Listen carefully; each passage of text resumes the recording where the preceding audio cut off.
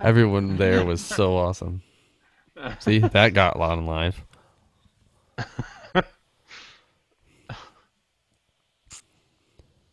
No, it was fun. I'm not even lying. I think it was it was fun. It was a great time.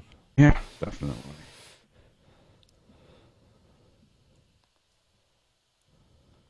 Oh man, I had just got absolutely massacred by mosquitoes standing out there. So we just have gnats right now. We don't have full Oh, mosquitoes. I mean, I'm yeah, and we sure have the there are a gnats few too. mosquitoes, but we got so. I mean, the gnats are like you can't really even breathe without getting Oh, one I know. in your either up your nose or in your mouth, depending on your preference of breathing. If you're a mouth breather. I like my breathing natty. Or... Here we go, Kurt. It Oh, there is. it is. Good to see. Is it open? Are you gonna pour it It's into a open. glass? Don't drink it Yeah, I out of got the a glass. bottle. I brought a Okay. glass. Now. Okay, good. All right. Pour it slowly because it's really carbonated. I'll be back in 60 seconds. Jesus, Okay, Andy. you're on the timer.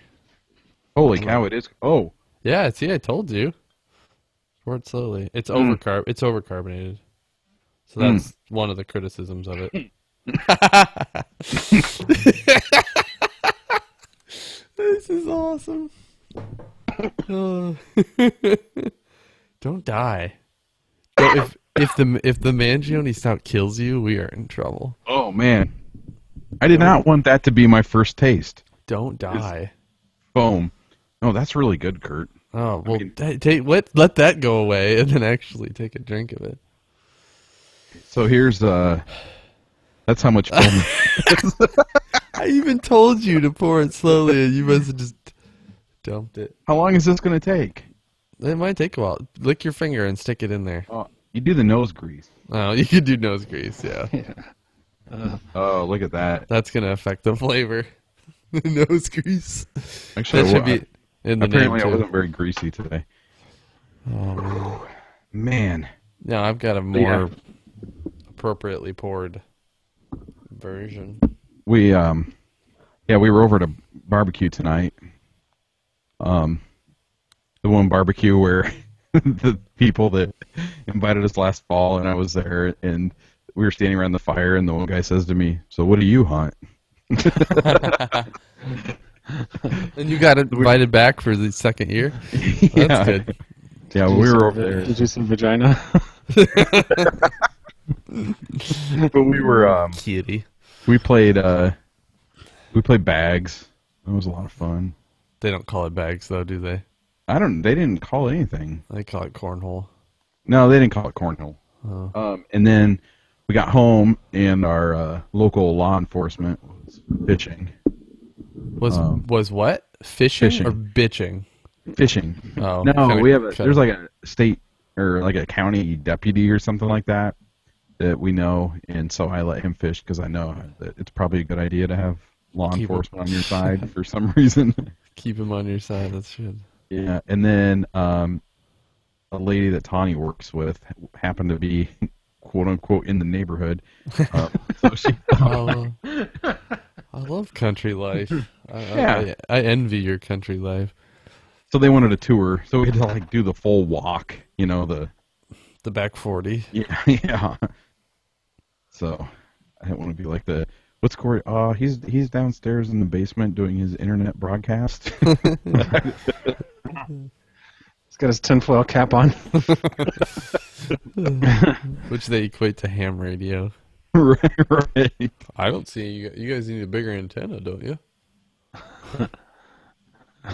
Oh man. All right. Well, the chat says looks like we're doing all right. What? I mean, I think it's working. No, they're not. No, they're saying that it's working. So. Oh boy, tonight could be rough for me. Yeah, these are usually good ones though. Just swing it. Okay, I think I'm ready. You guys are.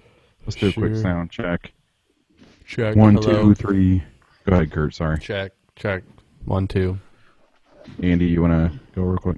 Yeah, I do. Hello, check. This is me. Hello. Looks good. Ghost Ride the Whip.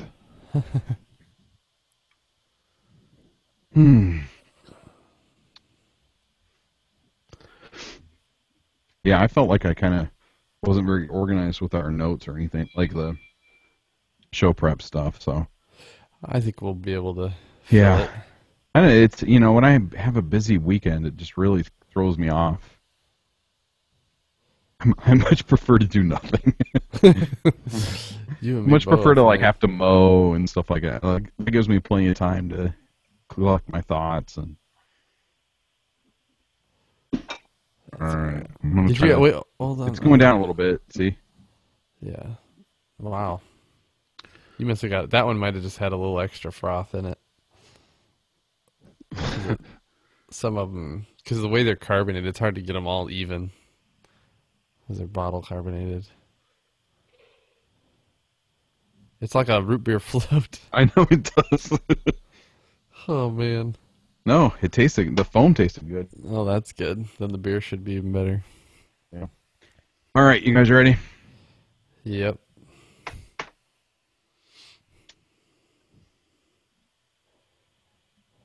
All right, here we go. Oh, I don't have an intro thing. Huh. You know what? Then I'll play a.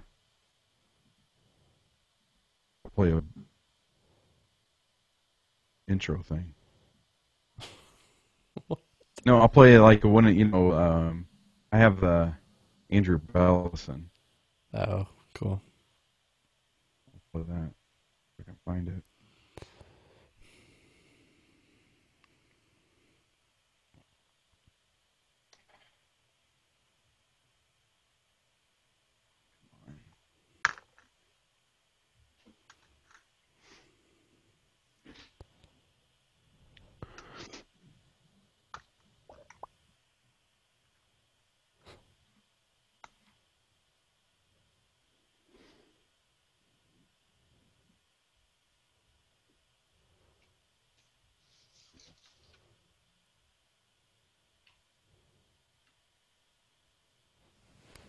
All right, here we go.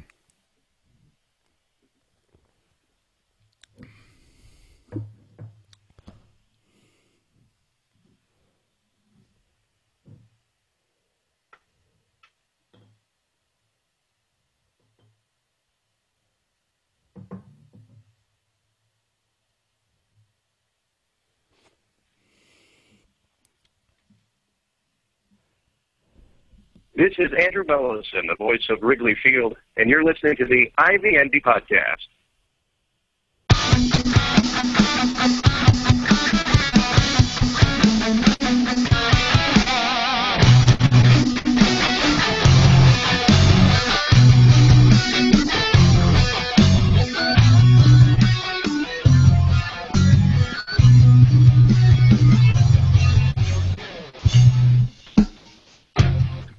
Hi, and thanks for downloading this week's episode of the IVMV podcast.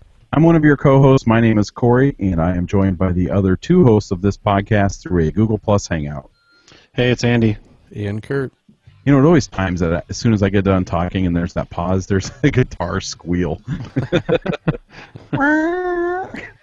If only all of life's pregnant pauses could be filled with guitar squeals. If you'd like to watch and listen to these episodes live, we record them on Sunday evenings at 8:30 p.m. Central, and we broadcast it to our website, so you can just go to ivmv.com/live.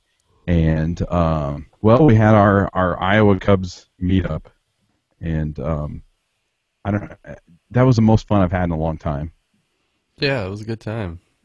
And the suite was way cooler than I expected, too. I mean, just everything worked out so well. The weather was incredible. Yep. All the the company was great. It was awesome. Yeah, I wasn't real sold on the idea of an outfield suite. I kind of thought, well, you're just out there, like really, it's just kind of a glorified bleacher seat. But I thought you were gonna say glorified. Like when we got there was. Okay, never mind. But I was well, look at that. Look at that. See that right there? Is that a tick? The tick. Lyme disease, Corey. Oh man, I already picked one off me like 5 minutes ago too. Gross. Yeah. Gives me the shivers. That was for the live audience. They got to see the the tick crawling on my arm. Yeah, but I thought the seats were awesome, and it was so nice. Like, you know, I probably said it. I have a tendency to repeat myself when I get in crowds and stuff like that, but probably said it 400 times last night. But I just love being able to like mingle. You know, you're not confined to a seat. You're not confined to like a row of seats. You know, it would have been really awkward if we had like a row of 20. Mm-hmm. You know, you only talk to the person sitting next to you. Right. I think it's funny that you said mingle. You're probably my only friend I know, the only person I know who says mingle. Really? Why is that? What would be the alternative word for Andy? What would Andy say? Circulate? I don't know. Well, maybe Andy doesn't have a word for that because he didn't do any of that. He just sat in the corner by himself. He didn't talk to anybody. Shots fired. Shots fired across the bow. Hey, we did it. The other nice thing is, yeah, you have your own private bathroom that was clean. I think that was one of the best parts of it. Yeah, no, yeah, that was a nice bathroom. You got to walk past the Micah Hoffpower poster on the way to the bathroom. Yeah, it was a good time. Yeah, no complaints from me. No, and El Bait Shop was awesome. Yeah. My gosh, what a selection.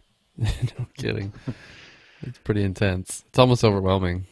A lot of mingle opportunities there, too. Yeah, you can mingle with any beer you want. And, it was a little overwhelming, all the choices on that beer menu.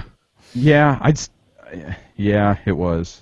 But, and I didn't really feel like I was really trying to be careful about what I was drinking, because I just didn't, I don't know. After my last experience that we had Andy where I tried a whole bunch of different, like, super dark beers, I didn't really care to relive that. So I was trying to go, like, lighter stuff, but I just, yeah. Well, it was nice, though, that on the menu they do list the alcohol percentage, so you can that was really drink nice. Responsibly if you needed to. Yeah. Yeah, but man, I had so much fun. It sucked. I didn't get home till about 2:30 in the morning, so that was kind of rough. But luckily, Michael was there in the front seat with me, and Doug was in the back, so we kind of, conversation. We were mingling in the car, Andy. But you were confined to your seat, I hope. We were. That's good. But yeah, man, I had so much fun. I could spend the whole episode talking about how much fun I had with that. I mean, we've done, and it's really because the three of us have, or Andy's stayed in the Quad Cities, but Kurt, because you and I have moved, we used to do like monthly meetups and hangouts and stuff like that, and we didn't, this was by far, there were people there that we didn't know, like listeners, so that was really cool experience. Yeah, when we used to do them in the Quad Cities, nobody showed up. Right, or it's just our friends, let's go to 20 and watch the Cubs. Yeah. And so, yeah, it was cool. Yeah, it was great to meet people. So I know. Now we have a few faces to put to names. I kind of hesitate to start mentioning names because I'll leave someone out and then feel like a jerk. But I do want to say that I got a kick out of Andy from Des Moines when he walked up and he said, I may kind of butcher, this isn't a direct quote, but he said something to the effect of, "Is there a group of Cubs fans in here that the name Chuck Mangione means something to?" Nice. So. Then he knew he was in the right place. That's right. And shout out to Matt and Darcy for their first wedding anniversary too. Yeah, that was cool. Congrats! Nice to meet you guys. Yep. It was awesome. Everybody was so nice. I just had so much fun. I wish we could do it more often. Yep. Well, since we're on the topic of beer, I want to know what you guys are drinking. But right here, I have one of Kurt's famous, Ivy Envy Mustache Mangione Stout, Lake Water Stout. Yeah, I have the same thing, so I'll drink it with you. That was my first sip. That is good, Kurt. You kind of downplayed it. You kind of acted like Kevin's was way better than yours. This is really good. Well, good. I'm glad you think so. I can definitely taste the oatmeal. It's not an oatmeal stout, so I don't know why you're tasting oatmeal. You had oatmeal in it, didn't you? No. You didn't? Oh, it's just a stout. Yeah, maybe it's just a straight stout. It's okay though. It's okay if you taste oatmeal. There's just no oatmeal in it. Yeah, it just has oatmeal notes. Yeah, it's got some oatmeal roasty notes. Right. Yeah. So this episode is going to drive anyone nuts that hates if we delay getting into Cub stock. For beer, especially. You know what, though? It's a 3-day weekend. We're just going to wander. We're going to we're going to mingle our way into this episode. So anyways, thanks to everybody that came out to Des Moines. It was awesome. I think we had 21 people in the suite. We're going to count your son as a person. Nice. Is that okay? He is a person, so it's okay if you count him as a person. He's tiny. He's a tiny human, but he is a human. Yeah, 21 people, and everybody was super nice and fun to hang out with, and man, a lot of fun. Yeah. So, if you weren't able to make this meetup, and maybe you live closer to Chicago, we will also be at the Wrigleyville Pub Crawl is this upcoming weekend. So it's Saturday. We're going to tour Wrigley Field at noon. You can get your tickets for that through the Cubs, through their website or their box office or whatever. And then after that, we're going to go to Lucky's. That's where it's all starting. And then when the Cubs game starts, the Cubs are playing up in Milwaukee. And when that game starts, we will hit 9 bars in 9 innings. And so lots of mingling opportunities for that. So. Lots of mingling.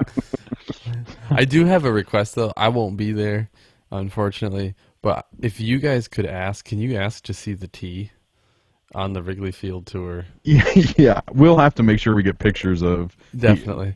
The ask tee. him to put the net down and cover the TV. Yeah. So you and see the tee, and then I just want and then as soon as they show it to you, just walk out. That's all I wanted to see. Oh man, you know, I'm going to bring this up. This is normally something we would have talked about ahead of time, but when we were on our way back, Michael and Doug and I were talking about like T-shirts. Like Michael does the Awesome '80s podcast, and he was talking about how he got shirts, and I said, we kind of looked at them, but they were just so expensive. It just, kind of sucked. And there's a pretty cheap place in Galesburg to get them, and so I think I'm going to look into that. So we were like kind of coming up with T-shirt design ideas for IVMB. And Doug has one that I really like. So it's the IDMV logo, and then underneath it, in parentheses, it says "Insert reference here." Or that could be it'd probably be more expensive. You could put it on the back. Right. Yeah. Well, we were trying to think of like how to incorporate Chuck Mangione. So like on the back, it could say like #Feel So Good. Oh. Jeez, you don't learn your lesson very quickly, Corey. So for those of you listening, Corey just poured more beer and it overflowed. We're trying to cover for you, Corey, but you're a little slow on the draw. He just came back on camera with his cheeks full. Like he looks like he's playing Chubby Bunny right now. Oh, goodness. All right, I'm back. And we're back. We're back. Corey's a slow learner. Battle Axe in the chat says next. So, I don't know if they talk about the T-shirt or my ability to pour a beer. I don't know, but probably both. Yeah, we got another 20-30 minutes of banter before we get into anything related to the Cubs. Right. But yeah, so I don't know. They were coming up with some pretty good T-shirt design ideas, so we'll have to kind of look at that. So yeah, the Wrigleyville Pub Crawl. So if you have any questions about it or anything, go to ivmb.com/Wrigleyville. You can email me, Corey, Corey, @ivmb.com. And Andy, you're going. Both of our missuses are going. Our better halves. Right. And there's it's going to be a lot of fun. I know Bob from Moline, he's coming, and I don't know. I meant to say sorry, ladies, after we said our better halves are coming. right. But yeah, that's going to be fun. There's going to be a good group of people. So, sorry guys, I'm gonna have to edit. Sorry. The dogs are freaking out, so it's possible someone else decided to stop by tonight. 3-day weekend. Okay. So, let me start this back up again. I told you guys I'm off my game tonight. I'm really sorry. So, since we'll be doing the tour of Wrigley Field, we will have to see the batting tee. But speaking of Wrigley, obviously you were referencing the video that the Cubs released this week, Kurt. Yeah. I would imagine everybody's seen it, but if you haven't, it's on Cubs.com, and I'll try to remember to post a link to it in the show notes for this episode. I will probably forget, but I'll try to remember.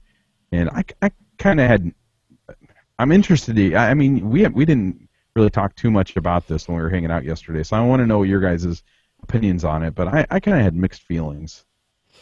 Yeah, I would say I had mixed feelings too. I mean, the video itself was just kind of ridiculous. I mean, he was trying to be, I guess, down to earth and normal, but it was just really awkward. Well, it was a lot of those cutaways, like 10-second clips, and a lot of kind of forced hand gesturing and stuff, and I think that I don't know anything about. I know very little about video production, but there's a few things that I thought, they probably could have avoided the whole body language and hand gesturing if they would have done kind of a more tight shot, I don't know. Yeah, it was awkward. I guess that's probably the pretty fair assessment of it. But did you guys notice the bad edit? It's no. at I did. Where it kind of jumps, he kind of twitches. Somebody on Twitter said that it reminded them of Max Headroom. Yes. I don't understand how that got through. I guarantee that just they had no other choice in editing. They're like, well, they had so much footage. Yeah, but and that's all they had to work with.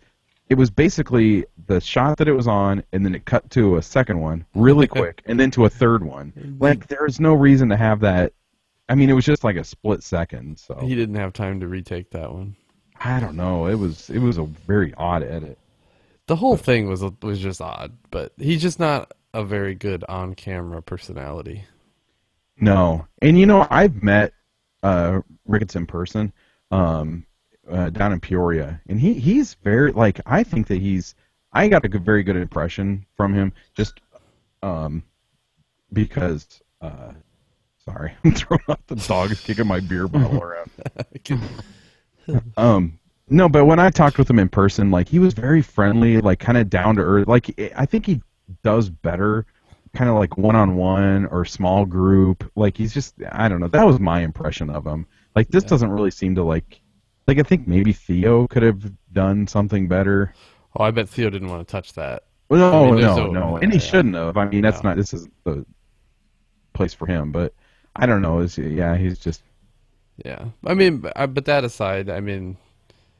Thankfully, they're moving forward, and they're just kind of gonna see what happens. So it's kind of I don't know. Part of me is kind of tired of worrying about it. It's sort of talk to me when they actually dig a hole in the ground. Right. It's kind of getting to the point where it's geez, I'm just kind of sick of the whole talk. But at least at this point, they're saying we're going for it. So that was good to hear. But otherwise, it was weird. Yeah, and that's what this is just kind of a, full steam ahead. This is what we're doing. And Michael and Doug and I were talking about this in the car, and I said, this feels like kind of an odd, May. We're still in May. May is an odd time to do that when now we have to sit around and wait for 4 months. I kind of wonder if they thought the reaction would be opposite. The reaction would be oh, finally they're going to do this, and that the fan reaction would be awesome. Well, the other side of it is it's PR. That way. Well, there's that sign-up sheet where you can go, right. Put your name on the list. Yeah, it's I don't exactly know if that's going to get them, but yeah, I don't. It's all so strange. Yeah, I mean, it just seems like if they would have released this episode at the beginning of September or something, and then they could say look, we're just doing this thing, and it has to be done, and we're doing it, and we're going to start in 30 days. That's one thing, but to release it in May, I just didn't understand. May, and I think it's a PR campaign. I mean, they're trying to build support for it before they do it. I don't. Yeah, and see, this is admittedly, we've talked about, basically what we have talked about on the podcast as far as the renovation goes. That's about the extent of my knowledge. And we've talked about this before, but us not being in Chicago, these Chicago politics and drama stuff. Like this just doesn't interest me. And so I don't know. I guess because there hasn't been anything like absolutely concrete, like I've just taken the approach of I'll believe it when they start ripping stuff up. Like you said, Yeah. Kurt, when they dig a hole in the ground and really start working on things, then that's fine. But well, and it's funny you mentioned that because Patrick Mooney had a story about from the player standpoint. That's essentially what they're saying. So you're not alone in thinking that. Right. And it's like maybe there are things that I don't know enough about this renovation, and we can kind of get into that we thought we did know what the renovation entailed, and now, as it turns out, they're going to release updated plans this week. Well, from what I gather, it's back to the original. So what happened was they released an original plan, and then through negotiations with the rooftops and other entities, kind of pared it down a little bit to try to make people happy. Right. Well, now that they don't care about making people happy, like the rooftops, they're going back to the original. So now there's more video boards. I think there's as many as 4. I think there'll be 4 small ones and then the big one. Right. So they're even more signage than some of the like mock-ups that we've seen. Right. I don't know. Like well, here's okay. So this is from Carrie Ricketts' piece. She says that the revised expansion plan will include additional seating and open spaces in the Budweiser bleachers, including new group terraces in right and left field and enclosed hospitality areas. They're also asking for new outfield lights that will reduce shadows, allowing fly balls to be lit from both front and back.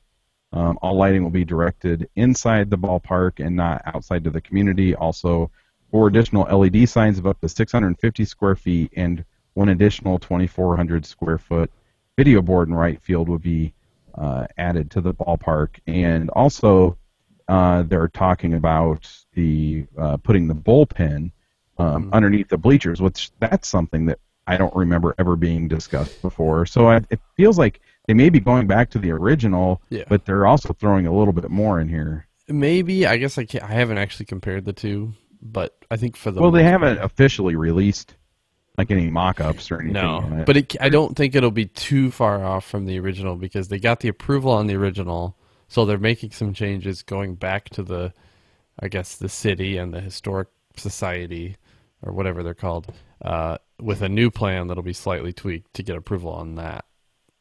So I don't think it'll be drastically different. But yeah, I think you're right that I haven't heard before about the bullpen moving.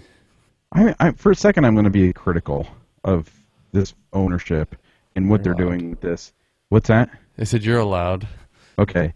and I'm not really, I'm just kind of like I'm looking at it from someone that hates the front office or the ownership and everything. And I think most of the fan base is on board. You know, it doesn't take a genius to walk into Wrigley Field and think, this could probably be better. You know, like, this is awesome. This is an awesome old ballpark, but I don't like, this isn't safe. I don't like this. I don't like the fact that I can't see anything. I don't like the fact that the bathrooms suck. And, there's all this kind of stuff. Not that any Major League, it's not everywhere you can go and get your private bathroom, like our Iowa Cubs game. That's how we roll. Yeah. But, I think it is a fickle fan base, too. It instinctively rejects change. And so you add a bunch more changes. You get people on board with this I'm sorry, guys, this dog. Move.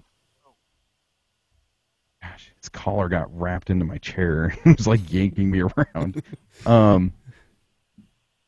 Oh God, sorry. Where did I leave off? You were about to make fun of the fan base. Oh. Well, with the there's the fickle section of the fan base that instinctively rejects change, and so you've said this is what we're doing. You've released these plans, and then I think a lot of people got on board. That maybe initially were like, no way, they can't add this to Wrigley. This is Wrigley Field, And then once they kind of like warmed up to it a little bit, then it's like, oh yeah, and by the way, we're going to take out a chunk of the ivy, and we're going to move the bullpens underneath the bleachers, and it's like, I don't know. It feels like I think you hear people say that that this ownership and stuff, like they're kind of like chipping away at things, and when they do something like that, like I can kind of understand where somebody's coming from. That it's almost like I'm not going to say. It's almost like they're kind of being dishonest about their true intentions, and it's like, okay, we're going to do and again, this isn't necessarily how I feel. I'm just trying to like see it from other people's viewpoints and people that would reject this change. And it's like, I don't know. You guys see here? I guess am I making any sense at all? I can kind of see your point, and I can also see how people are upset, because I guess I could kind of put myself in that camp before. I'm to the point where I can't say I don't care what they do, but just do it. Like, just get something done, right, and move forward, and fix the place, because I mean it's falling apart. So I don't know. Like if everybody's being rational and reasonable about it, there's going to be something you don't like about it. Sure. There's going to be one or two little aspects of it that you don't like, but overall, I mean, I think if you're being realistic, that it needs to happen. And so yeah, like Kurt said, for me, I'm just like, yeah, let's get going. And right. And the other, I think a relevant comparison is go back to some articles from the 80s when they added lights. People flipped out. Like, right, that is a big change. Really flipped out. I mean, and I've actually been meaning to write something up for the site about it and haven't got to it. But yeah, that was a huge battle. I mean, probably bigger than what we're talking about now. So in the moment, it feels huge. And like, look at 20 years later. We don't really care, 25 years later. It's like, well, yeah, they're there. It's all good now. And that's sort of, the lights are part of Wrigley now. And so I think that's what's going to happen here. Once you just get it done, move forward, and then every fan from this point forward knows that there's a hotel across the street from Wrigley. Right. And I kind of feel like they shouldn't have to feel like they have to get fans on board. Yeah. Like, it's your ball club. Just do it. And then fans aren't going to... People that, these lifelong fans that are all, like, pissed off that they're going to put up a scoreboard, those people in 40 years are not going to say, I used to be a Cubs fan, but then they put up a scoreboard, and now I'm a Brewers fan. It's just not going to happen. But you're I not think going to lose fans. They have taken a kind of a stupid approach in that, like, hey, let's try to get everybody on board and be nice about it. Right. And then when we didn't, we're just going to go forward. Well, just do it. Just do it. Quit trying to, so that's where it's... Obviously there have been hang-ups. Yeah. I mean, like, the reason they haven't just done it's not like they're just waiting around to get fan support. There's but the other side of it, though, is what I don't understand is that the major hang-up is the rooftops not wanting their view blocked. Right. The rooftops don't care if you renovate the clubhouse. They don't care if you move the bullpen. Why are we not doing anything based on the signs? Like, you can, as far as I can tell from my non-educated, as far as like how do you build a ballpark standpoint, you can put the signs up later. Like, just do everything else. Yeah, and put the signs up later. I don't get it. Like, just... I mean, it's been years. It's been a couple years that they've been trying to get this thing. Renovate the stupid ballpark and forget the signs. But here's the thing. What if... Okay, but I would kind of disagree with you in that you have to have you have to know that your revenue generating aspects will be there too. You can't, because that if they were told, okay, you can renovate your ballpark, but you can't do anything to bring in extra money, signage or anything like that, then they would say we're not doing the renovation, because that's that's how they're funding it. Yeah, I guess you're right there. But so I think you have, and if you did say, well, we're just going to start on this and work this other, like, you kind of lose your like bargaining power, I guess, or you kind of are like, I don't know. I think it puts you like in a position of weakness, I think. Yeah, but they've kind of already done that, so it's, I don't know. Yeah, I don't know what they just, I'm happy that they'll finally be moving forward, although I don't have high expectations of it actually getting done anytime soon. I mean, it's not going to be ready for next season, as far as I can tell. Yeah, and so like I don't know. I think that there's probably people. Read the pieces that are going to come out this week when the Cubs release information. I mean, I think if you're just getting all of your information based on our conversations of the Wrigley renovation, then there's probably a lot that we're missing because, as I said, admittedly, we just don't pay that much attention to like. First off, like numbers don't make sense to me, and so the idea, You just said that. That's awesome. So the whole like I don't know, there's a lot of this kind of stuff and there's a lot of things that don't make sense to me in addition to numbers, as in how Chicago politics works and letters, how, agreements, English, like contracts that they have with the rooftops. There's a lot of this stuff that I just don't get, and that's why I'm just like I don't really care. I don't get too wrapped up in what's going on because it doesn't really matter what I think about it. And my real feelings are just that they're not going to ruin Wrigley Field. No.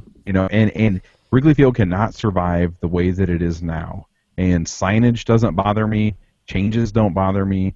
If they take out a chunk of the wall so there's not ivy in a wall, well, guess what? There's not ivy where that little gate thing where you can see into the ballpark. There's a chunk of ivy gone there. So I just don't care. Like as long as there is ivy somewhere on the wall, in brick, I'm okay with it. I don't really care about anything past that. And Wrigley Field is a tourist attraction, and the aspects that make it a tourist attraction are the things that Cubs fans love about the ballpark. And so if Ricketts is as money hungry as the Epsteiners say, they're not going to ruin this cash cow. No. They're going to update it and they're going to try to enhance it. They're not going to ruin it. So, well, in its current state, it's not a cash cow, as you can see by the current attendance numbers. So, yeah, I think it's time to let it happen. Yeah. So I'm interested to see these new designs. I mean, there have been some photos of the models. Really? I've seen a few here and there, so nothing's terribly surprising. So right. Yeah.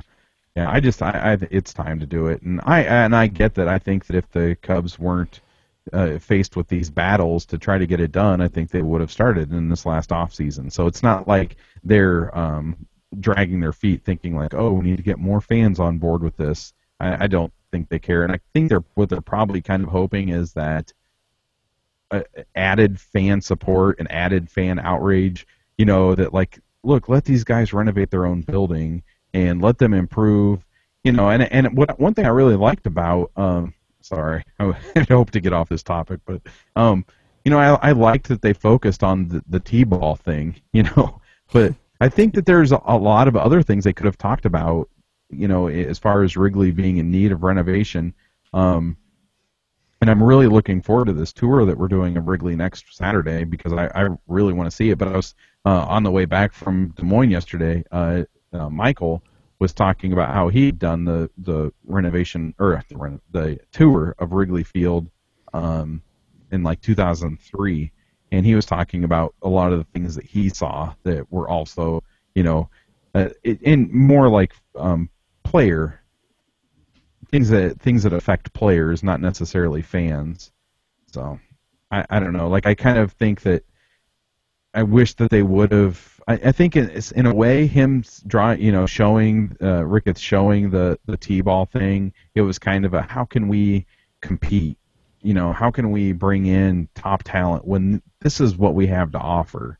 And I think that he probably could have also shown how small that clubhouse really is and how just inconvenient a lot of the player aspects are. And so I don't know. I wished he could have gone into a little bit. Maybe done a few different things, not talk so much. Yeah, and I think that makes a lot of sense to people who, I guess, suppose kind of get baseball, but I think he was kind of making an argument that's tough to make that to the average fan, a guy who's making several $1 million a year, I don't really care how you hit off a tee. You know what I mean? It's hard to be sympathetic. Even though I get it, I understand that to attract talent, you have to have those facilities. But I think to make the argument in a video to the common fan is pretty ridiculous. I don't know. Cry me a river, minimum salary $500,000. I don't know. I'm just saying, average Joe. No, but I think if you're talking about like how that would actually impact performance on the field, like if we have somebody that needs to pinch hit, this is how they warm up. You know, and I'm not saying like, oh, they don't have a jacuzzi. You know, like some of those like, oh, look at this candy bar machine. It's only got Snickers in it. They did have a Gatorade cooler, so yeah. what are they complaining about? It was empty, wasn't it? It looked Like I think it was empty. So it wasn't talking about like kind of the like luxuries that other teams have. It was like we don't have batting cages for these guys to go into, you know, and that's something that like directly impacts the performance on the field. But I don't know. I guess we can move on to this topic. Yeah, that'd be great. Andy hasn't said anything, so he doesn't care. All right, Andy. I don't think I'm as interested in it as you guys. I don't know. I think I'm really not. I just sort of feel like we're supposed to talk about it. I kind of would love to let it die. Yeah. So let's let it die, at least for a week. For 1 week. So Andy, if a Wrigley renovation does not interest you, does Manny Ramirez interest you? No. No, I'm just kidding. Next. It interests me, but I think like until we have something more tangible to latch on to. I thought it was hilarious. Like when I saw that, I literally thought, is today April Fool's Day? Like it was like one of those things that's like, no, this is goofy. Okay, what's going on here? Yeah, so what Corey's referring to is that Manny Ramirez is now going to be a player coach in Iowa. And yeah, we are a little ways past April Fool's. This is legitimate. The Cubs brought him on board to work with their young hitters, particularly Javier Baez, Arizmendi, Alcantara. I hate saying Alcantara. It's like clearly Alcantara. And Christian Villanueva. And so Theo was quoted as saying, Manny will coach full-time and play part-time in a limited role that does not take at-bats away from our prospects. If he shows there is still some magic in his bat, which I thought that part was hilarious. It reminded me of Frosty the Snowman. There must be some magic in that old snow cat whatever. And the old still cat they found. Perhaps he will find his way back to the major leagues and help another team, but that is not why he is here. And so there's a lot of reaction to this today. But before I get into what we think about this, let's hear the words of Manny himself. He was quoted as saying, I know I am nearing the end of my playing days, but I have a lot of knowledge to pass on to the next generation, both what to do and what not to do. Yeah, more the latter. While I would love to return to the major leagues, I leave that in God's hands. My focus will be working with the young hitters, making sure they don't make the same mistakes I made, and helping the team any way I can. So he is a new player coach in Iowa. You seem kind of disgusted by this. I don't like it. Yeah, it seems totally ridiculous. I don't like it. There's no doubt that he was an incredible hitter. All PED use stuff aside, I mean, he was an amazing hitter, and you want these young players that the Cubs have to be the type of hitter that he was without the PED use, because like he had that rare combination of amazing power, and he hit for average, great bat speed, just everything.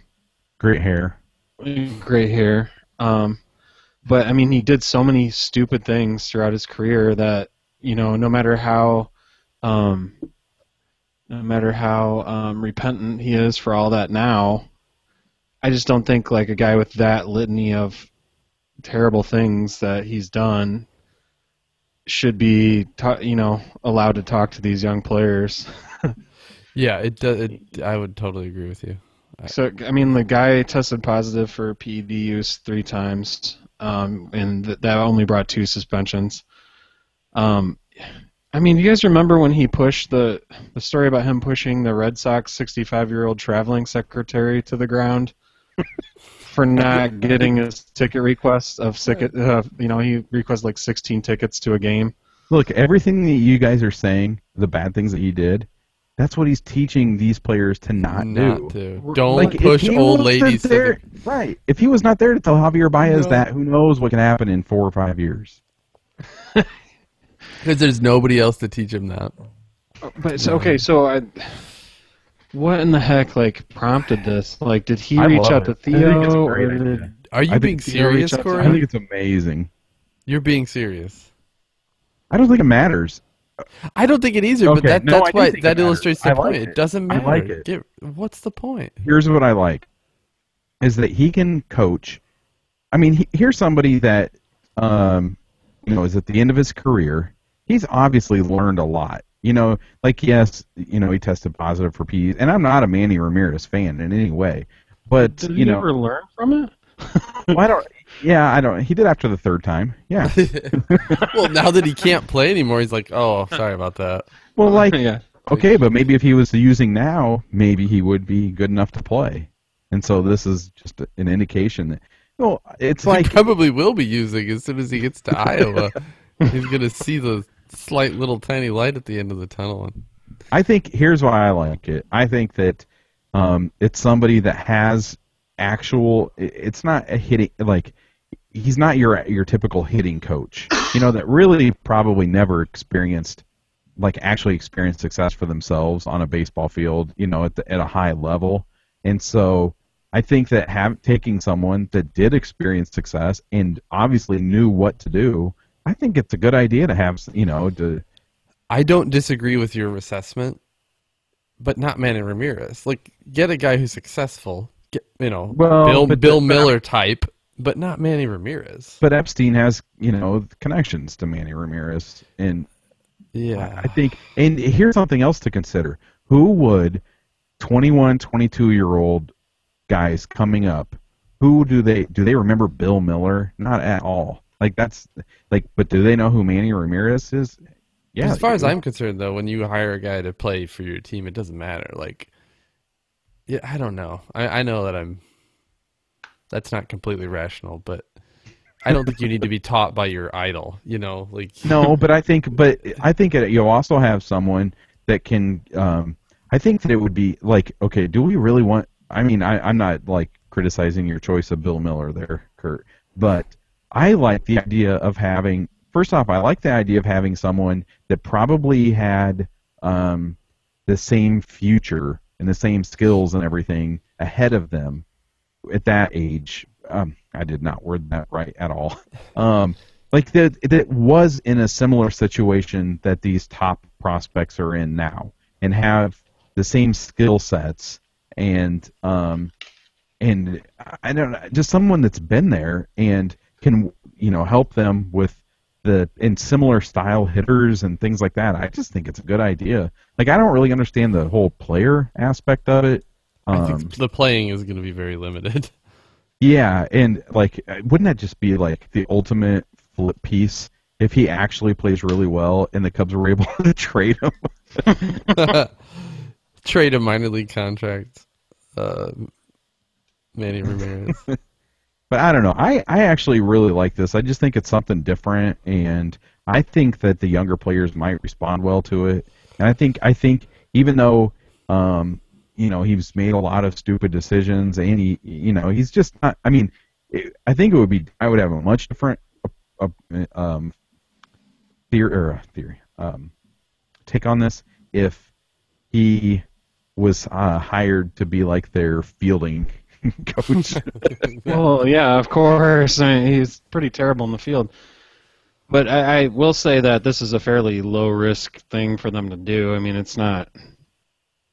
I guess it is and it isn't, though. I mean, it certainly got him a lot of attention. It's sort of like, why did they want to call this much attention to themselves? I mean, I think that it'll be out of the news every day. But the benefits I don't see outweigh the pain in the ass.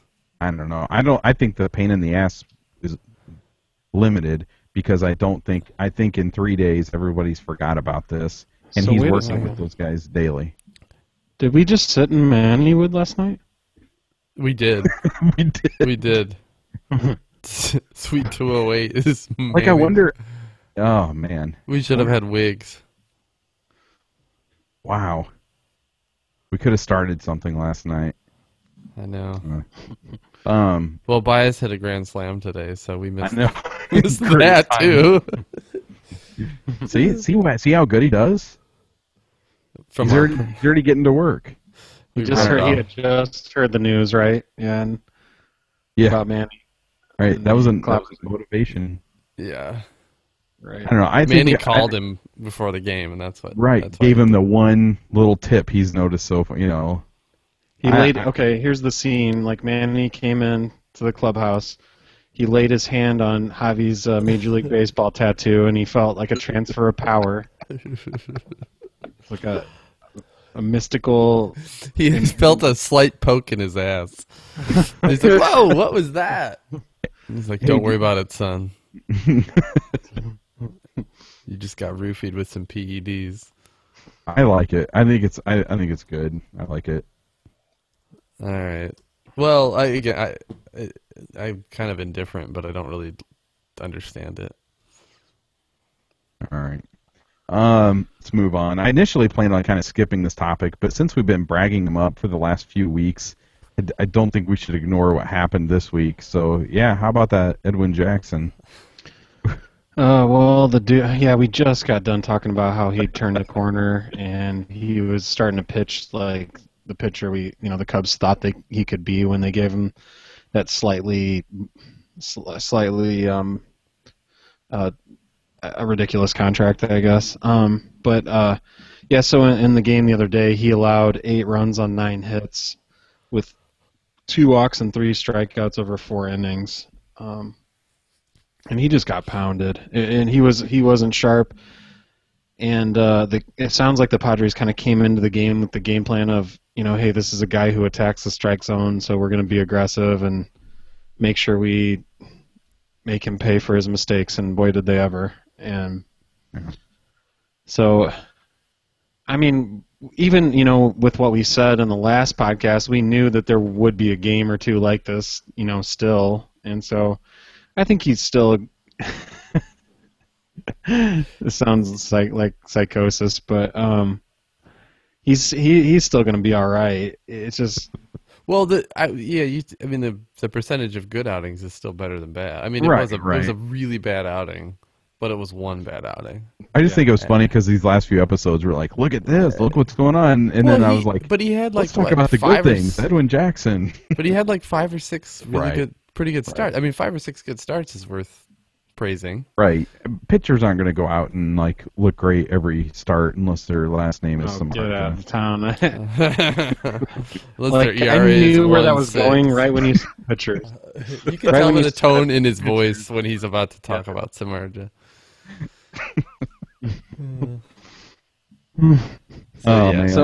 Anyway, he's gonna be all right. He'll have another outing or two akin to that one, but then he'll have his fair share of good ones too. And there's no way he ends up anywhere close to last season's 8-18 mark or whatever it was. Right. So it's just the bounce back we just want to see more of those good outings than bad ones. So yeah. All right, well, let's look at some listener questions here. Jason from New Mexico, he says, any kind of historical perspective on the best ERA in the league belonging to a winless hippie? And then he says, there's got to be some precedent for that in like the 60s. Right. And he said, did you catch yourself hoping the Yankees would score 2 after Samardzija left? So referring to Samardzija's, I guess just to keep this streak going. I have to admit, I find this what's happening to Samardzija rather comical, and knowing that he's going to be fine, and hopefully that the fact that the Cubs benefit from every one of these games, not in the win category, but in the potential players. Or the flip side of it, the thinking he actually cares. And don't get me wrong, I do think he does care, but the reality is he knows what's happening. So it's whether the Cubs win or lose, what does he care? Right. In the end, I think he does care, but the bigger picture is why does everybody sitting and dwelling on the fact that Samardzija is he pissed off or not? He doesn't give a shit. Right. Well, in the almost 8 hours that I spent in the car with Michael and Doug yesterday, this came up, and I don't remember which one of them said it, but I think maybe Doug said that actually the fact that this streak is going on almost brings more attention to him You know, like he's like it's almost like that the talking point after his starts, you know, that next day is, you know, what the Cubs failed to do for him again, and so it's almost like I think there's a little bit of buzz being created just because the Cubs can't win a game for him. So, I mean, do you think the Cubs should think about trying to push a trade sooner rather than later? While I mean, his stock is probably as high as it's gonna ever be right now. I think his stock is, I don't know if his stock could get much higher, but then again, I think the Cubs are waiting for, I think they want to be able to take advantage of somebody, and so if they don't, I don't think it like. I think if the return right now isn't what they want, they're going to wait until somebody's more desperate. So, I mean, other than like, at this point, I'm not, Samardzija may have a bad start or two. I don't think you're going to see him just like fall off the face of the earth. But, the injury thing, that's a possibility. I mean, man, what if like, look at all these Tommy John surgeries going around right now. Like, could you imagine if he went out and, his next start and then he had to have a season-long injury? That would really suck. So, Why'd you even say that? Yeah, I can't believe you just said that out loud. Look, guys, if I could just say things about Samardzija and they became true, this world would be a lot different. Oh, no. Let's see. Troy, he says, if you could choose one former Cub who is still active to rejoin the team, who would it be? That's a good question. I think I thought about this one briefly. I would like the Cubs to have Cashner back. Yeah, although did you see, was it today that he basically said that Wrigley's a dump? Oh, he did? Yeah. Never mind. Skip that dude. He's just commenting on the We love our dump. Timely news topic. Yeah, I could see that. What about you, Kurt? Oh boy, I can't think of anyone serious. Like my brain is freezing, so I don't. Well, I said Tony Campana only as a joke. I can't think of anybody serious. The only person that I would, and I'm going to say that they are still active because I think they're playing baseball somewhere, is Matt Merton. He's a Japanese superstar, isn't he? Yeah, I don't know if he's still playing for. Was he playing for Hanshin or something? I don't remember where he was, but where was he? He wasn't playing for the Ham Fighters, was he? I don't remember. I think it was Hanshin or something. But anyways, no, for no other reason than the fact that I liked Matt Merton. I don't think that he would really improve this team or anything like that, but I just liked him. Okay, John in North Carolina. He says, "Hi guys, new listener / follower in North Carolina, and I like what I've heard so far. Random question for you: What is your sorry? What is your throat clearing preference?" I love Corey's throat clearing bit. What is your stance these days on Cubs headgear?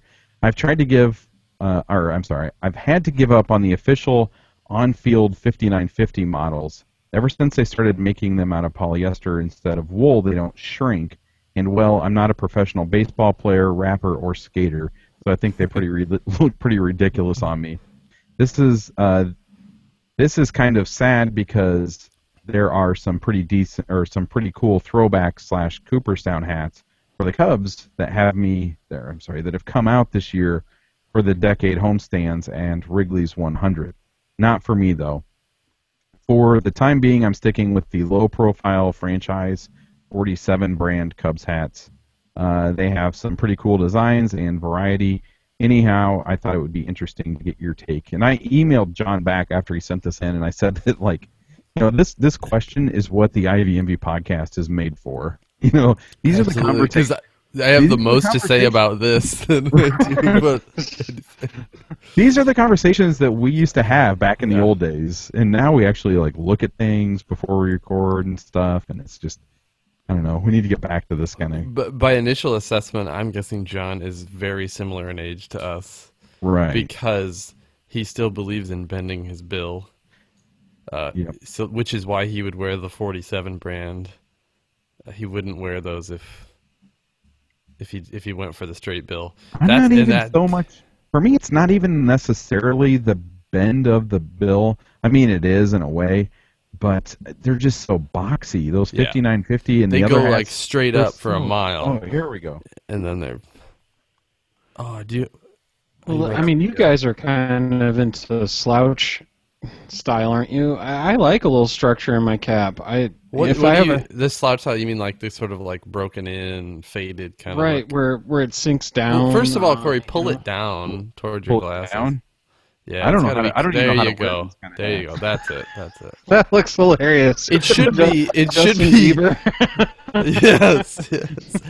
Yeah, the 5950s are kind of ridiculous. Is it because you buy them side a little bit? I look like a little bit. What was the didn't the Expos have that like goofy mascot guy, like that old guy with no teeth and stuff, like back in the 80s? You thinking about the Six Flags guy? Or no, there was. Or I don't know if he was affiliated with the Expos, but he used to wear an Expos hat. That's who I feel like. Oh. But yeah, I can't pull off. I gosh. can't quite pull off the 5950. I actually have this one's a 3930. It's the warm up hat for the iCubs, which I like because it's flexy. Yeah. So Andy, I think you and I have had this conversation. I prefer the kind of slouch ones because it's not so much the bill, it's the boxy. Like I can't It fits to your head as opposed to being like a windscreen at the top of your forehead. Right. Like Now, I think I used to wear the ones like you wear, Andy. I used to wear those, and I don't know why I stopped. I'm not sure. When I wear the kind that you have on now, the slouch style, it sinks down on the top of my head and looks like I have a dent in the top of my head. It looks like the top of my head. I think it does have like a lot I took to a do heavy with blow from a mallet. It's got a lot to do with your head shape. Yeah, and my head is basically like a cube. Now, So it's Kurt, perfect for the you're kind of more of like 5950. Right. Yeah. I have a tiny head. I have a small head. Like if you wear less than like a 7.5, you cannot wear a 5950. Yeah, or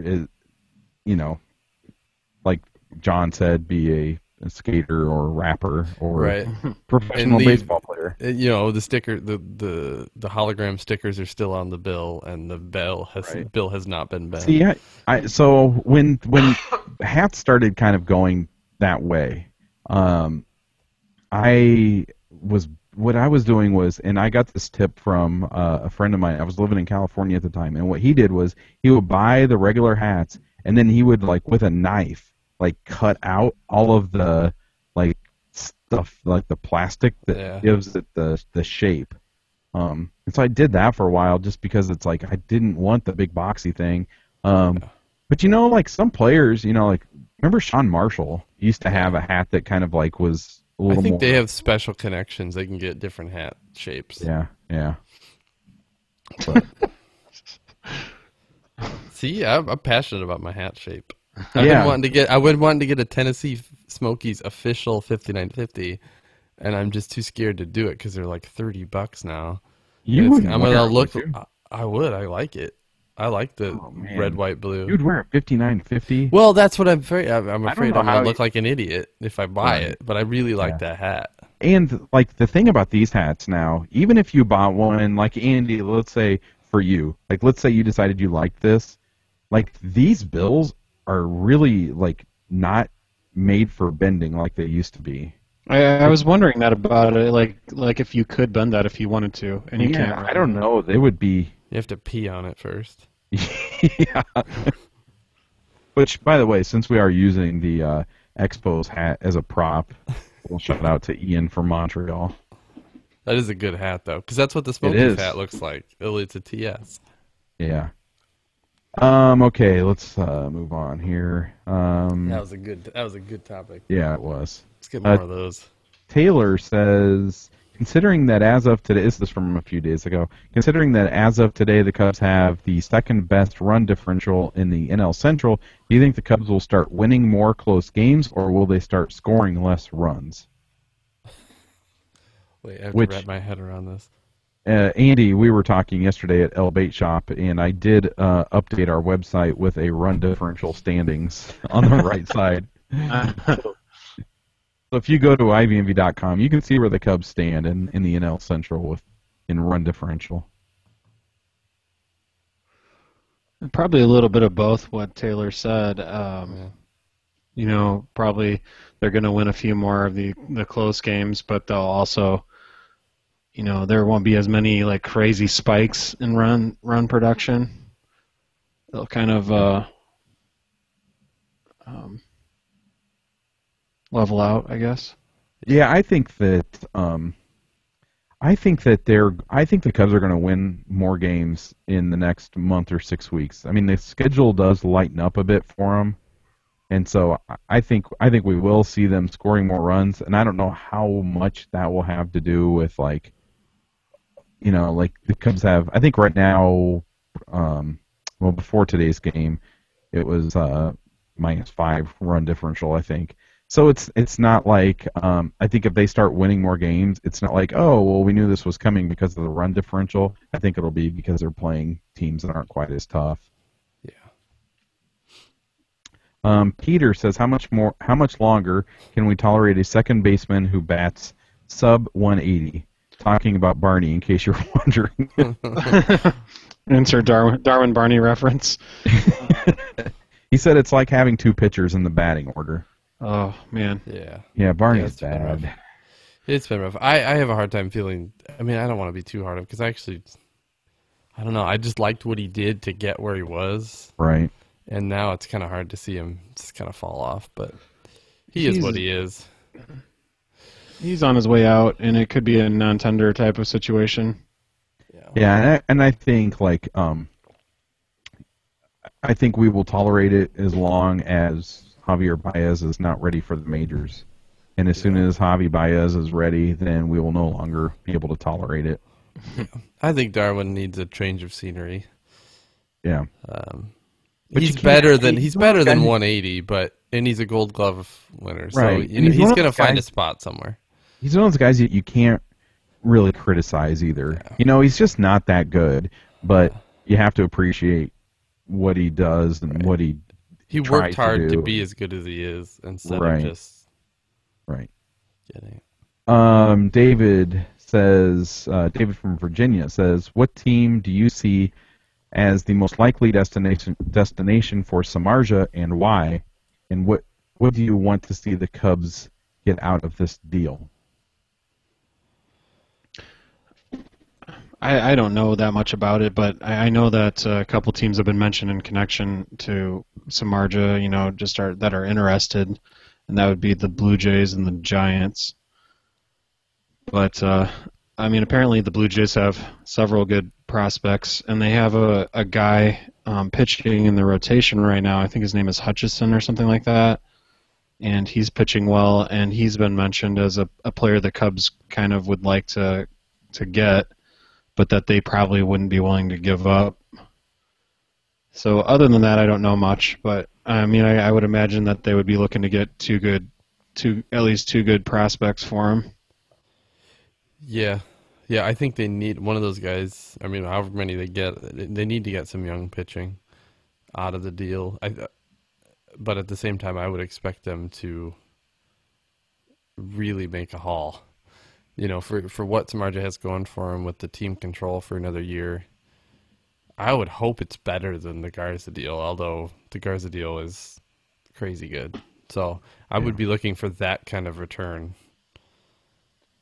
But yeah, I just want to see like impact pitching prospects in return. Like that's like AA, AAA, or majors, under club control for a lengthy period of time.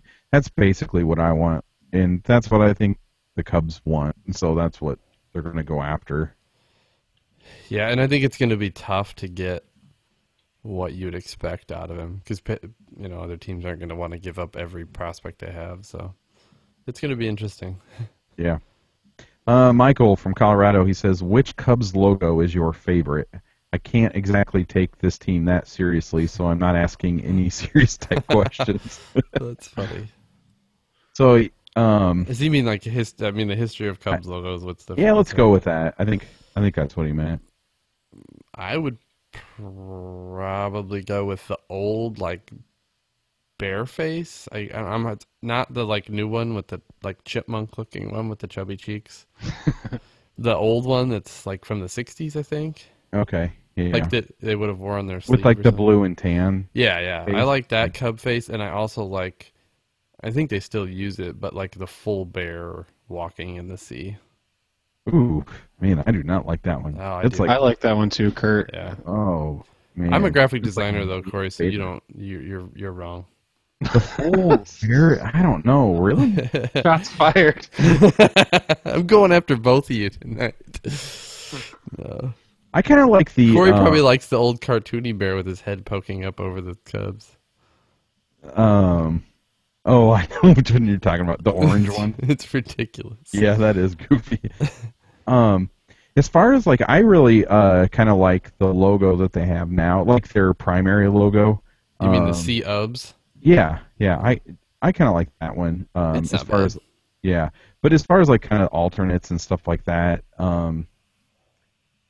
I really kind of do like the chipmunky looking. So it's The bear with the fat cheeks. Yeah, it's like the alternate logo that they have between 79 and 93. I'm looking at sportslogos.net. I'm looking at all of the different things that they've had. Yeah, I kind of like that one.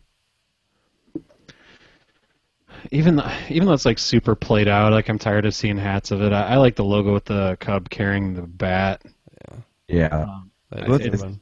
You see it everywhere now. It's ubiquitous, so it's kind of annoying. It's a little bit cloying.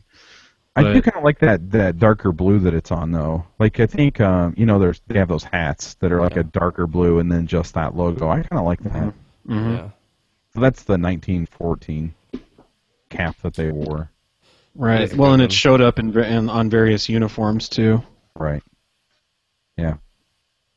Yeah, the current C-Ubs is a bit clunky for me. It's kind of thick. But it's not bad. And they've had, like, the one that they had right before it, the one from 57 to 78, it was, like, a little bit more Yep. streamlined, or I don't know. I like that one better. Yeah, I like that one from the 40s and 50s, the C-Ubs. Because What do yeah, you guys the- think about the one that's got, like, the letters kind of, like, notched out? So the one that they had right before that one. And I think we've seen it on some of the throwbacks here this year. I don't know which one you mean. I'm not sure what you're referring to. It's where you know what? Let me post the link real quick. I'll edit this out.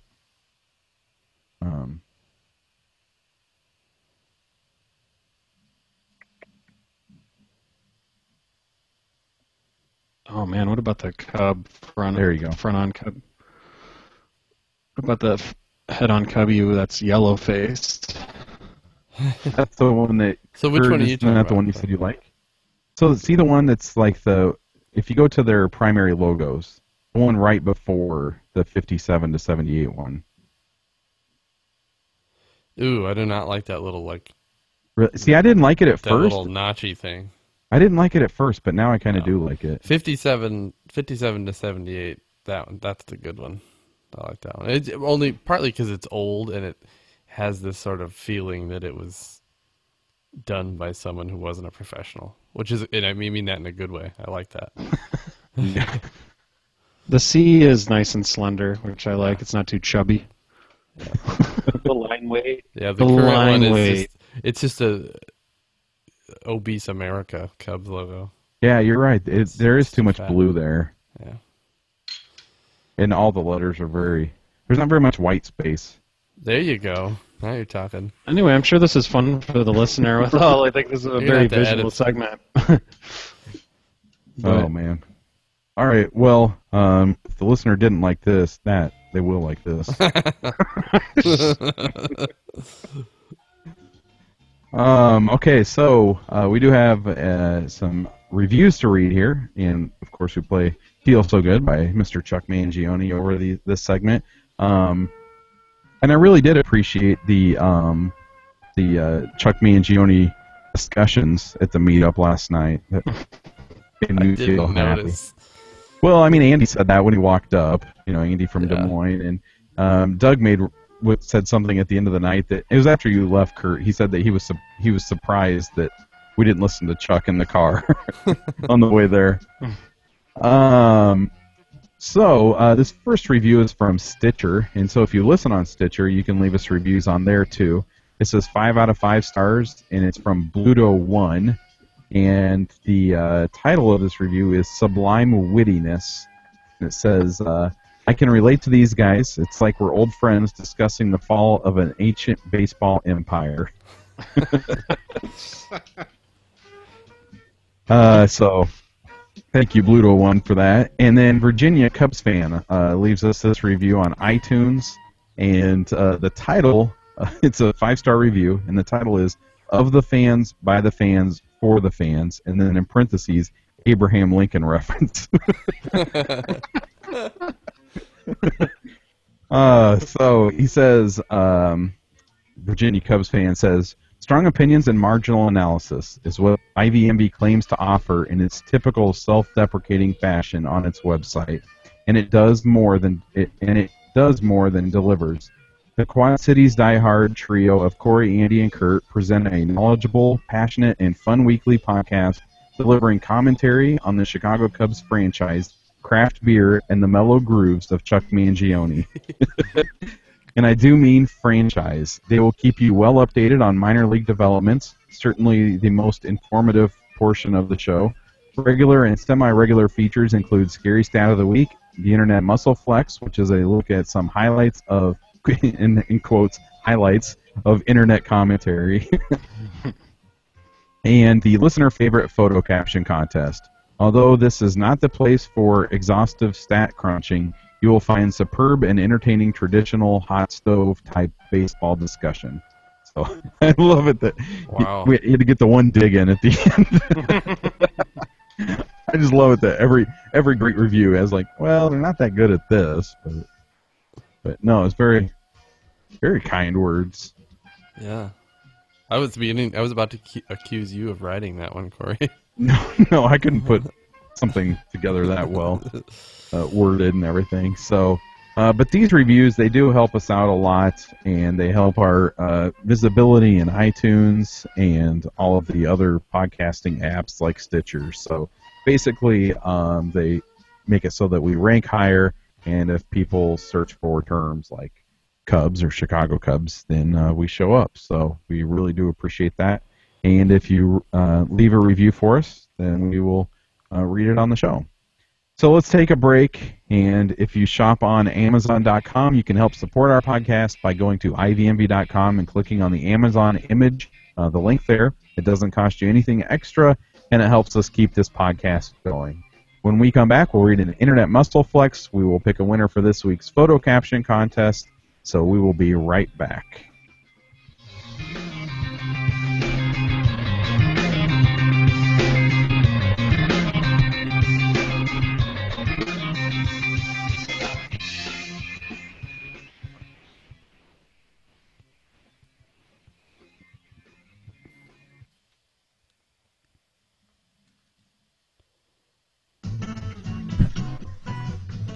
Thank you, IVNV fans, for taking a break from the discussion of Baez. We are IVNV listeners. This is Sean. He's a professional film critic, a professional licensed film critic, right, Sean? Yes, actual credentialed film critic, member of the Broadcast Film Critics Association. And this is Josh. We call him a pretend film critic from the online world of the filmfanperspective.com. And you are absolutely right. I have varying opinions, and none of them have much value.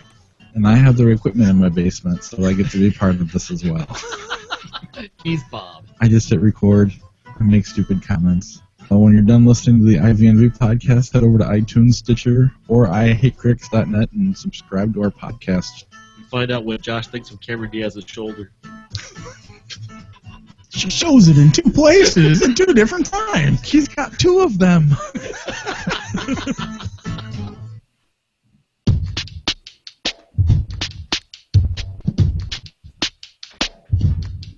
We'd like to thank you for listening to the IVMV podcast and have tried to make it easy for you to find it. You can listen on our site, www.ivmv.com. You can listen and download in iTunes, or if you have an iPhone or an Android phone, check out the apps that allow you to download or stream our episodes. We are on Stitcher, Pocket Casts, TuneIn, and many more. If you do have an iTunes account, you can help us out by going and giving us a rating and a review. We appreciate your feedback, and thanks for listening to the IVMV podcast.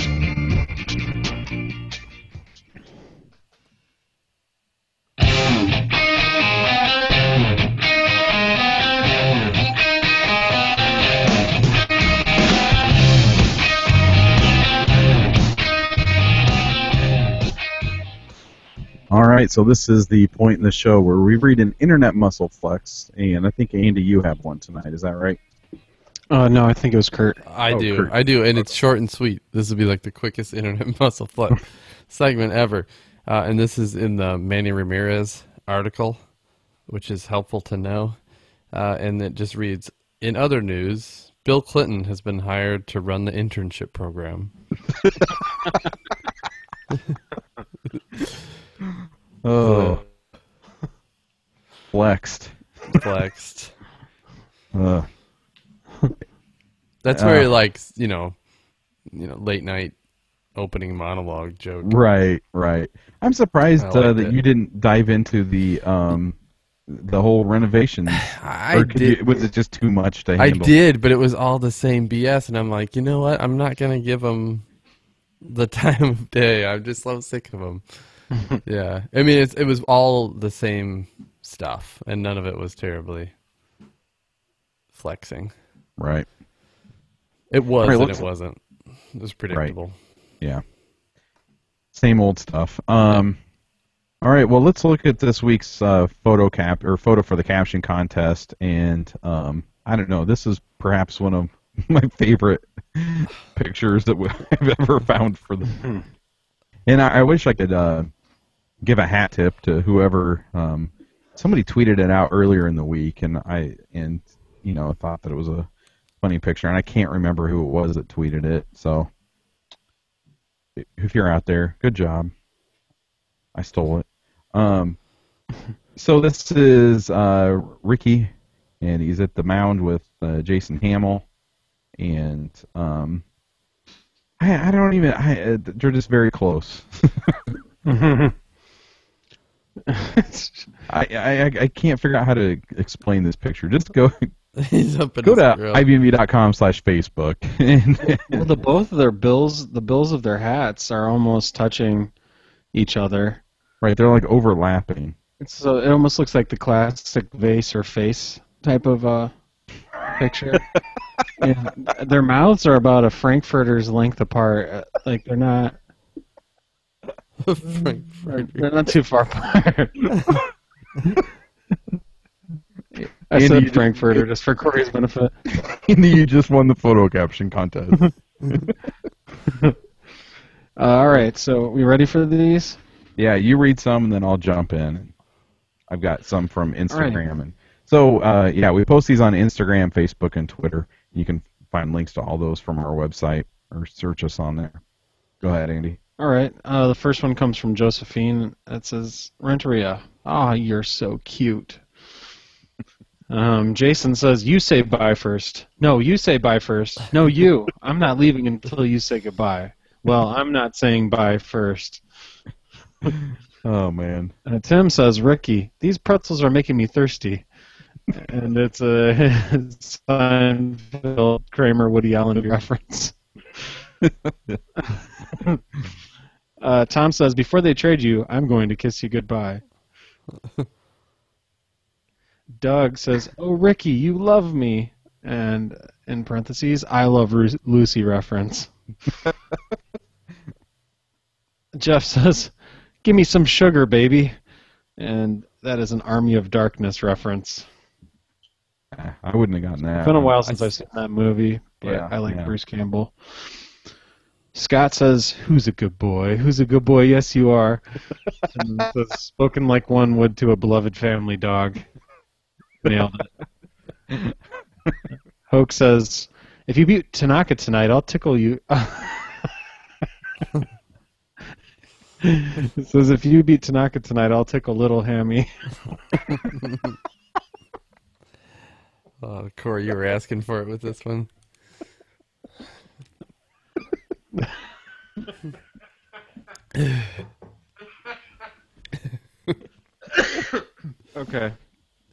All right, game face.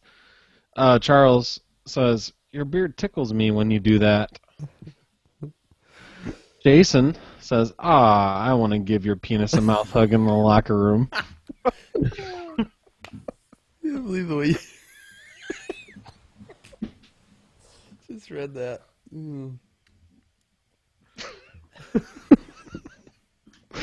All right, Alex writes, Ricky. I'm sweating over here. Oh, me too. Ricky, Rizzo, stop looking away. I'm about to show you a thing or two about hitting on righties.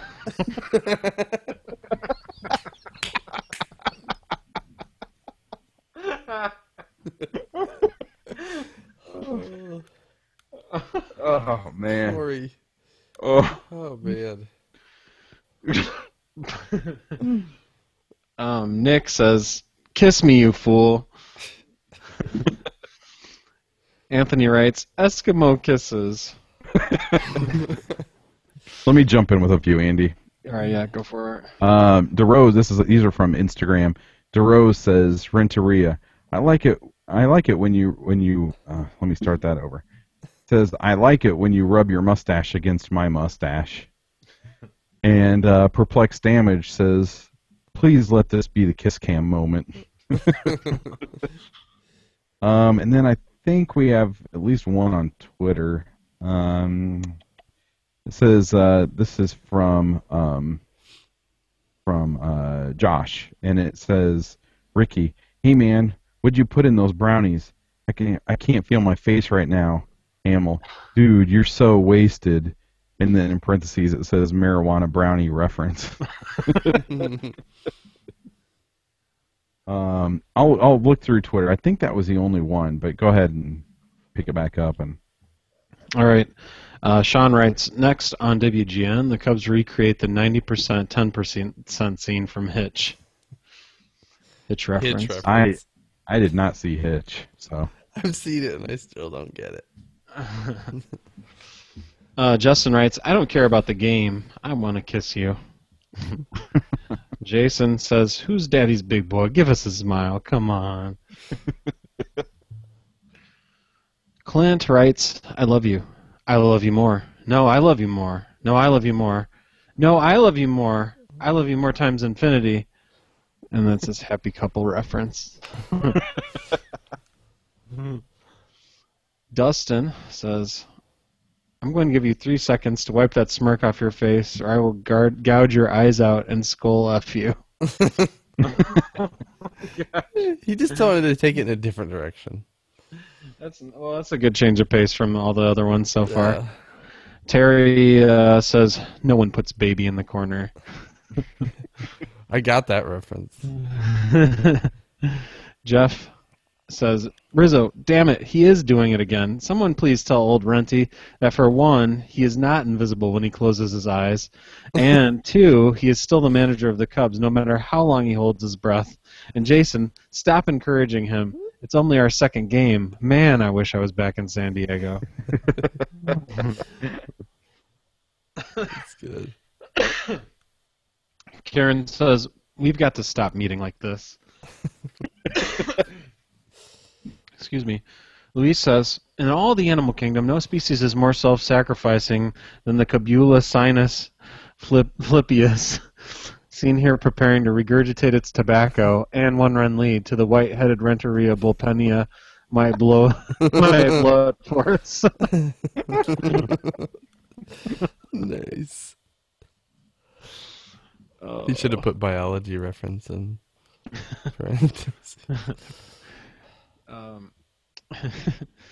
Nick says, Ricky shares a laugh after the ball boy neglects to bring his step stool out to the mound.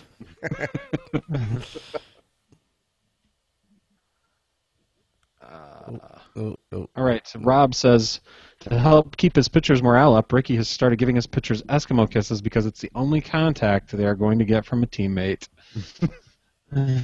Cubs' lack of run support reference. Moni, or Mani, I'm sorry if I mispronounced it, says, you're my cub and I'm your Pooh Bear. Renteria looks like Winnie the Pooh reference. He doesn't. Oh, I know. He likes honey.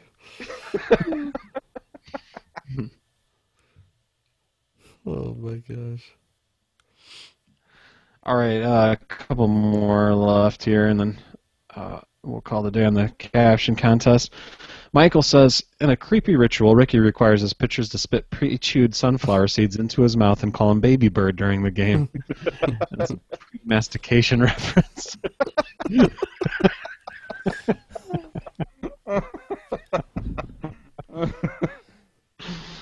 Oh, okay. Pre-mastication reference. Can that be the episode title? Chris says, I don't know, guys. Why don't you just pick this one and call it a day? And then it says in parentheses, Corey, Kurt, and Andy after reading too many photo captions. It's just hilarious because right before you read that one, or right before you read Michael's, you said, well, let's read these last two and call it a day. Oh, weird. Yeah, I didn't even see that one. Oh, man. That was weird. Well, Chris mentioned that last night at the game. Oh. I honestly thought you did that on purpose, Andy. No, I didn't. Yeah. Oh, man. Well, let's pick a winner and call it a day. Man, there's some good ones here, so I kind of have to review just briefly. One that's in the running for me is Alex's Rizzo, stop looking away. I'm about to show you a thing or two about hitting on righties. That's good. Yes. Yeah.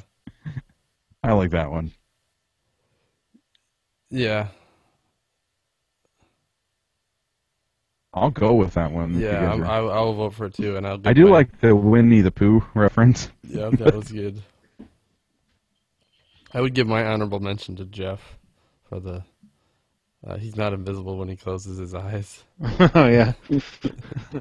Or holds. And my honorable mention goes to Luis, the Animal Kingdom one. The That was good. Renteria Bulpenia might blow it for us. And I do like Michael's pre-mastication reference one too. So did we agree? Yeah, so Yeah. we did. I already Yeah, forgot Alex. which one we agreed on. Alex, yeah. stop looking away. Yeah. Oh man, good stuff. I think might be is that his first? I mean, yeah, I think that's his first. Alex win, has so- won one other time.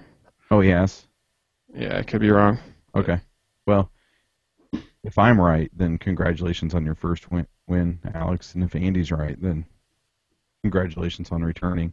So while we're on the topic of picking a winner, we do have a couple of Javier Baez T-shirt jerseys from last night's Iowa Cubs game to give away, and so we haven't exactly figured out how we're going to do that. I don't really want to do it with a photo caption contest, so we're going to try to figure out a different way to give those away. But they are pretty cool. I'm not wearing mine tonight. I looked at the video. Are you guys wearing yours? What's that, Wearing the it Baez now? jersey? No. Yeah. I wore it last You're- night at the game. I put it on right away and just wore it. But Yeah, they are cool though. So yeah, we're gonna give those away. So stay tuned, and we'll figure out how we're gonna get those out. So, well, that does it for this week's episode. And this week's episode was brought to you by our Hall of Fame Patreon supporters. Thanks to Michael, Shane, Tony, Jane, Andrew, Charles, Sean, Dallas, and Jeremy. And we have a new contributor this week. Thanks to Pizza Beer Revolution. So they also have a Patreon. So check them out if Pizza, Beer, or Revolution interests you. And thanks to them for supporting our podcast. I got distracted last night, and I actually had some of the perks for Matt and Andy to give to them and avoid shipping, and I completely forgot. So if you're not familiar with Patreon, it's kind of like an ongoing Kickstarter campaign, and this podcast is not free for us to produce, and you can help support the podcast, and there are many levels starting with $1 a month. That's just 25 cents per episode. And if you think, oh, my contribution, my $1 a month wouldn't make a difference, let me tell you that it would. And so if $1 a month is what you can swing, and you think our episodes are worth a quarter to you, then head over to patreon.com/IVNB. That's patreon.com/IVNB. There are many levels with different perks, and so you can find the level that best suits you.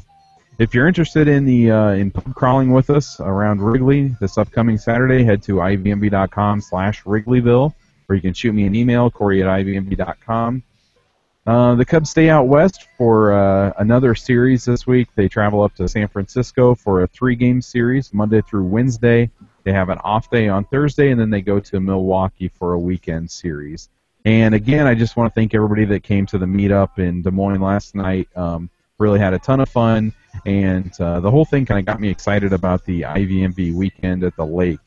So that's July 25th through 27th, and I just kind of figured that, based on how much fun I had last night, like over the course of like 5 hours, I think an entire weekend would be a blast. So if you were at the meetup last night, or if you weren't able to make it, you can see what kind of fun we had, I guess.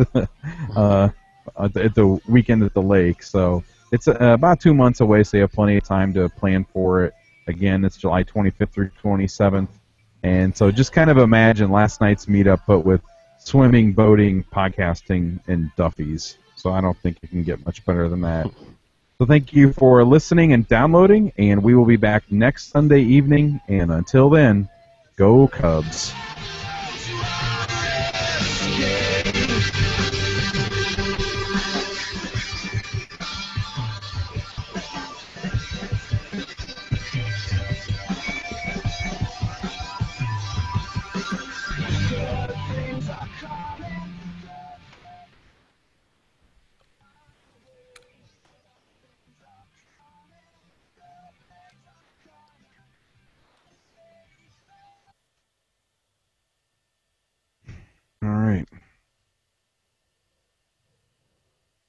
All right. All right. Matthew McConaughey reference. Dallas Buyers Club reference. All right. Well, I think I'm going to get going because I got to get this thing edited. Did somebody else just stop by? No. Corey. No. Finner It's nice to have farm. people stop by. Corey though. Finner and country reference. Yeah. I like having people stop by. It's kind of nice. I just wish it wasn't on Sunday evenings. Well, you don't have to work tomorrow, so. And it gave me the greatest opportunity to say, kids, this is why I say that we need to keep our house clean. Because I say, you never know when somebody could pop in. And so then tonight I was able to say, see, this is why you keep your house clean. You never know. Oh, just really quickly, was our selfie on last night's game? I think it was on today. Or That's today? What, yeah, we got a couple tweets and Facebook things that said it was on, so I think it was on today. All right, I'll try to watch the archive and see if I can snag it. Yeah, I didn't DVR today's game, so did you, Andy? I didn't, no. And I do Tommy said- DVR. Oh, the only problem is, though, do they do this at any... Hopefully it's during the regular broadcast and not like right or before or leaving to go to or coming back from commercial. It Because a lot of be those coming get back. hacked I off. don't know. Really? I'll I see don't if I know. find it. But I'm going to look to see if they have a replay tonight. yeah. Cool. But- All right. Well, you guys have a enjoyable remainder of Yeah. the weekend. Yeah, you too. You too. See you guys. See ya. See ya. Bye.